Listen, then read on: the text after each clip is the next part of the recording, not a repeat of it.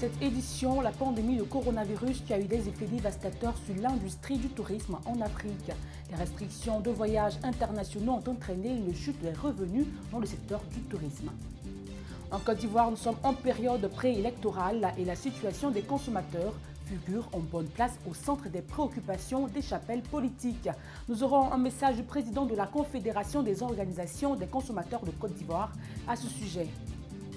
Et puis à Koumassi-Remblai, un incident a ravagé plusieurs habitations dont la nuit du 22 septembre dernier. Notre équipe de reportage était sur les lieux. Nous verrons les images.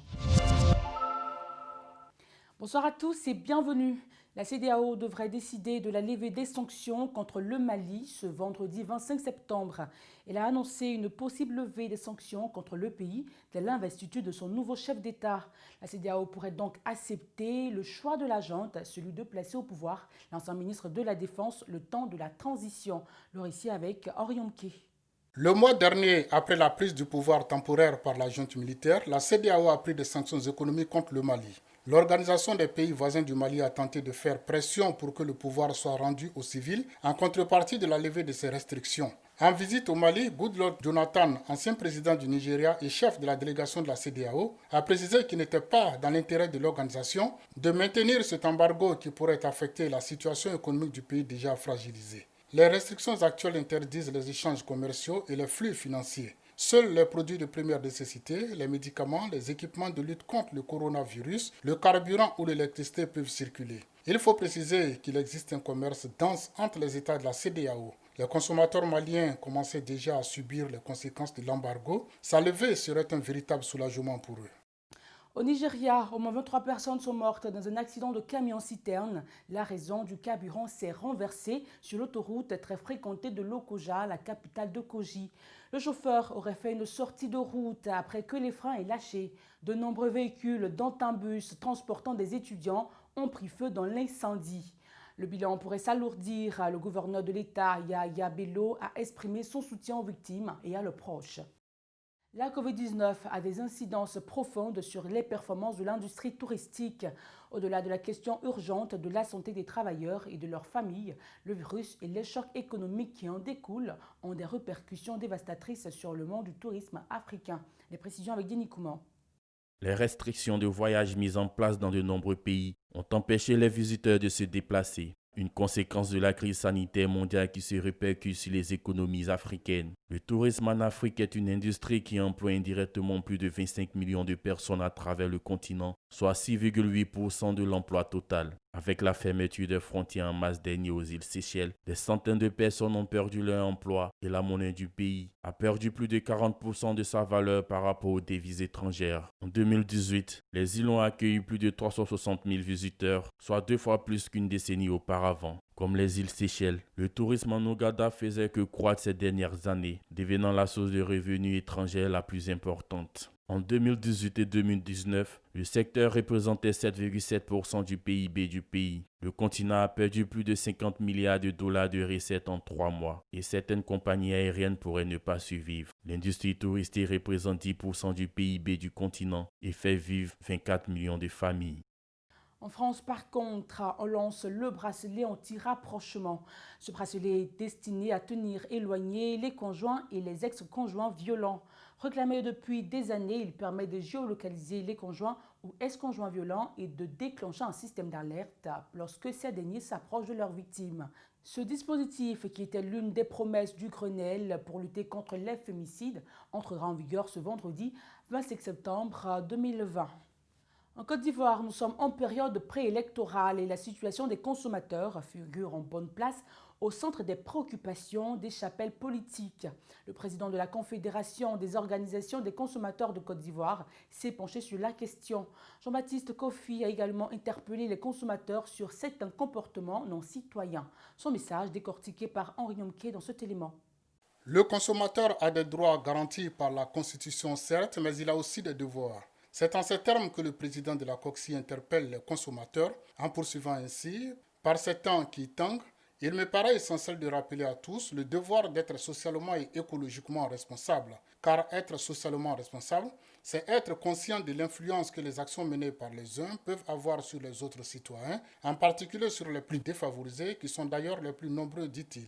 Pour lui, être socialement responsable, c'est éviter par exemple de s'en prendre aux autobus de la Sotra, c'est de permettre aussi au personnel soignant ou aux secouristes d'intervenir rapidement pour sauver des vies plutôt que de les empêcher de travailler correctement. Car faire obstacle au travail des ambulanciers, pompiers ou autres peut précipiter la mort d'autres consommateurs. Tout comme en cassant les véhicules d'intervention des pompiers, l'on les empêche d'accéder à d'autres consommateurs. En brûlant les autobus, l'on prive une frange importante de la population défavorisée des moyens de locomotion. Dans cette lettre ouverte, Jean-Baptiste Kofi attire l'attention des consommateurs sur la protection de l'environnement. Il suggère qu'il n'est pas interdit de revendiquer, mais il faut le faire avec la manière, tout en faisant preuve de lucidité et de discernement pour préserver les acquis. Cela y va de l'intérêt général et celui des générations futures, a conclu le patron des associations de consommateurs de Côte d'Ivoire.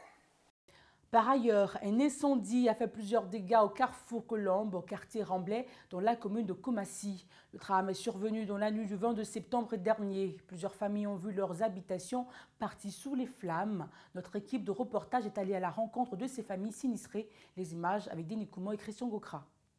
C'est un véritable drame qui s'est produit le mardi 22 septembre dernier aux environs de 19h à Koumassi-Remblai, précisément au carrefour Colombe. Un incendie a ravagé plusieurs habitations et fait des blessés graves. Cela malgré les efforts des populations pour circonscrire le feu. C'est un peu terrible pour nous, mais hier à environ 19h à 19h15, je venais juste d'arriver du travail.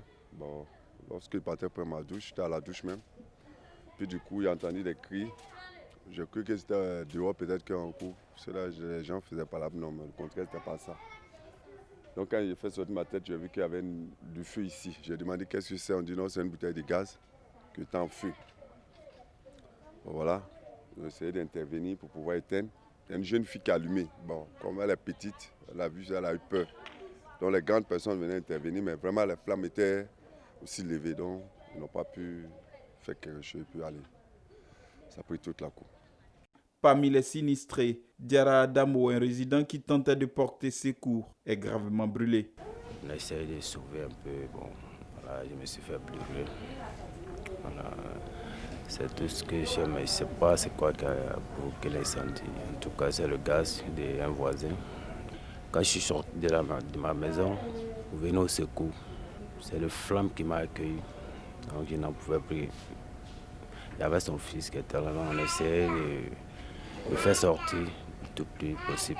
Vous avez sauvé l'enfant? Oui, l'enfant était déjà sorti. C'est son papa, j'ai aidé maintenant, plus une vieille qui n'arrive pas à marcher. Des familles ont tout perdu dans l'incendie. Elles implorent toute âme généreuse pour leur venir en aide. Si l'État peut venir nous aider, ça nous fait plaisir. Sincèrement, on peut dire qu'on a tout perdu. Les temps sont durs. Pour qu'on puisse se rattraper, vraiment, ça ne serait pas facile pour nous. On a tout perdu dans l'incendie, tout. On n'a pratiquement pas un coin même pour dormir. C'est un voisin qui nous a accueillis chez lui. Sincèrement, si l'État peut nous aider pour les soins de mon mari, puis trouver un coin pour nous loger, on n'a plus rien. Tout est parti dans le feu. Les éléments du groupement sapeurs-pompiers militaires ont été obligés de repartir car ils ont été pris en partie par les populations en furie. Des populations qui n'ont pas pardonné aux soldats de feu leur arrivée tardive sur les lieux du sinistre. Une attitude à condamner car le travail des secouristes n'a pas de prix. Et puis, depuis plus de 5 ans, les populations du quartier Anicro dans la ville de Béthié vivent dans le noir. L'éclairage public est défaillant, hormis ce quartier, l'on constate des coupures intempestives dans la ville. Aussi, plusieurs poteaux électriques manquent d'ampoules. Les populations demandent alors à la compagnie d'électricité ivoirienne d'intervenir au plus vite afin de soulager les consommateurs du département de Béthié. C'est la fin de cette édition. Merci à vous pour votre fidélité et à demain pour un nouveau tour de l'actualité dans le monde.